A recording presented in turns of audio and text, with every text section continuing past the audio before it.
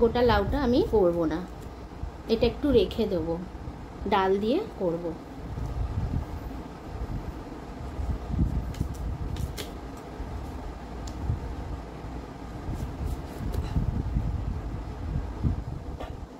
নমস্কার, পিয়ালির সংসারে আপনাদের প্রত্যেককে স্বাগত। আজকে আমি লাউয়ের তরকারি করছি। কিভাবে আমি কাটছি সেটাই আপনাদের দেখাচ্ছি। দেখুন, লাউটা খুব কচি, আর আমি এই খোসাটাও রেখে দেবো ভাজার জন্য।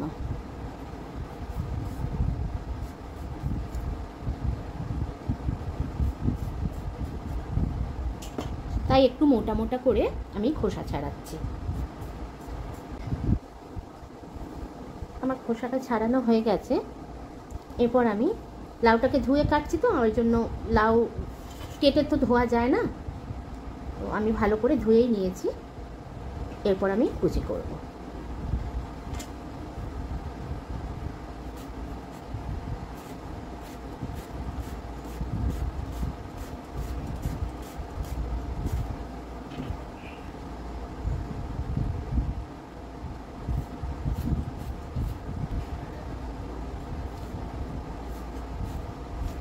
একটা লাউ করা যায় ডুমো ডুমো করে কেটেও, আলু দিয়েও করা যায়, তো আমি এইরকম করেই করছি, ঝিরিঝিরি করে কেটে। তবে ঝিরিঝিরি করে কেটেই কিন্তু ভালো লাগে বেশি। আমার রেসিপিগুলো আপনাদের কেমন লাগছে সেটা অবশ্যই কমেন্টসের মাধ্যমে জানাবেন।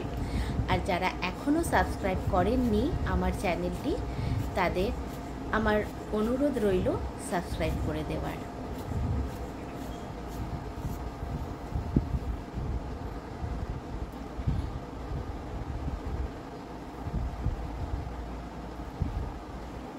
আমার লাউ কাটা সম্পূর্ণ হয়ে গেল। আমি একটু মটর ডাল 1 ঘন্টা আগে ভিজিয়ে রেখেছিলাম, সেটাকে বেটে নিলাম 1 ঘন্টা পরে। তারপর খুব ভালো করে একটু নুন আর হলুদ দিয়ে ফেটিয়ে নিলাম।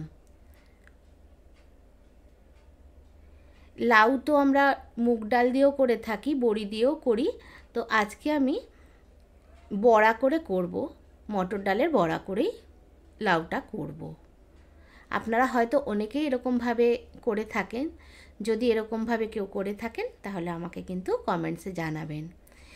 এরপর আমি একটি ফ্রাই প্যানে ভালো করে একটু সর্ষের তেল দিয়ে ওর মধ্যে বড়াগুলো ভেজে নিচ্ছি। আমি কিন্তু খুব ছোট ছোট বড়ির আকারেই বড়া ভাজছি, তবে এর থেকেও কিন্তু বড় করেও বড়া ভাজা যায়।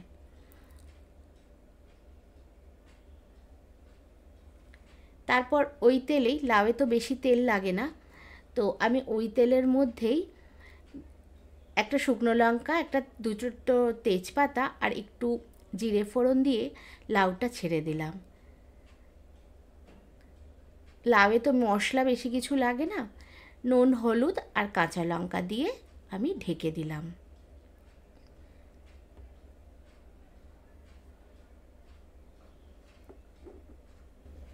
এইভাবে লাউ করা কিন্তু খুব সহজ। এরপর ঢাকা খুলে, লাউ থেকে প্রচুর জল বেরোয়, তারপর সম্পূর্ণ যখন লাউটা ভালো করে সিদ্ধ হয়ে যাবে, ঢাকা খুলে একদম শুকিয়ে নিতে হবে। আর আমি এখানে মিষ্টি দিইনি, আপনারা চাইলে একটু মিষ্টি দিতে পারেন। তারপর বড়াগুলো দিয়ে একটু নাড়াচাড়া করে একদম যখন গায়ে লেগে যাবে, তারপর গ্যাসটা অফ করে দিয়েছি। আর নামাবার আগে আমি একটু ধনেপাতা ছড়িয়ে দিলাম। আমার রান্নাটা হয়ে গেছে।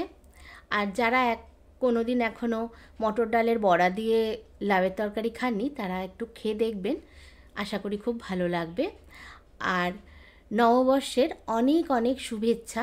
আপনাদের এই বছরটা খুব ভালো কাটুক, এটাই কামনা করছি। আজকের মতো এলাম, দেখা হচ্ছে আবার আরেক দিন আমার আরেকটি ভিডিওতে। নমস্কার, আপনারা খুব ভালো থাকবেন।